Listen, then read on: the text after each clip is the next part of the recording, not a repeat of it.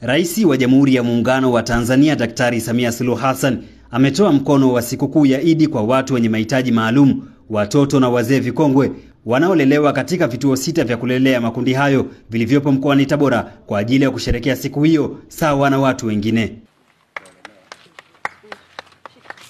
Akikabidhi msaada huo kwa niaba ya Rais, mkuu wa mkoa wa Tabora Bwana Paulo Chacha na katibu tawala wa wilaya ya Tabora Bi Asha Churu wametoa salamu za Daktari Samia, huku makundi hayo yakieleza faraja yao.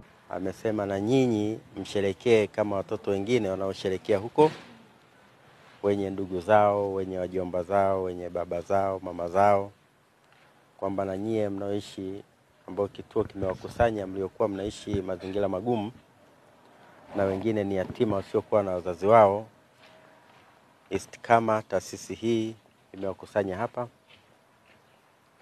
inawapa malezi yaliyo bora, inawapa elimu.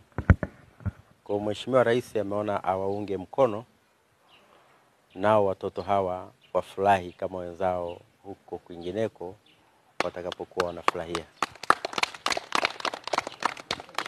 Kwa amenituma mimi mkuu wa mkoa wa Tabora nije kituoni hapa na vituo vingine. Mheshimiwa Rais amewapa zawadi hizi vituo vingine 6 kama hivi hapa mkoa wa Tabora. Mchango huu ni mkubwa kwa watu ambao wana mahitaji.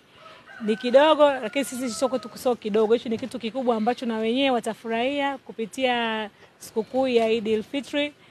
Tunamtakia maisha marefu, lakini tunamtakia kazi njema na Mwenyezi Mungu aweze kumlinda rais wetu Daktari Samia Suluhu Hassan. Tunamshukuru sana kwa uwakilishi wa mama, na mama tunamuombea na tunaomba fikisheni salamu zetu kwake.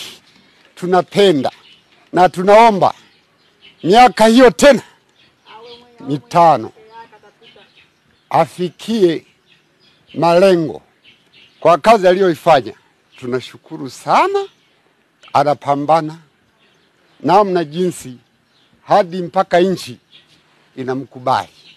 Insha Allah wajalie maisha marefu wote waliojumuika kutoa vitu hivi. Mwenyezi Mungu awe pamoja nami, awe pamoja nanyi, awanyoshe katika mambo yenu, awasaidie katika mambo yenu insha Allah.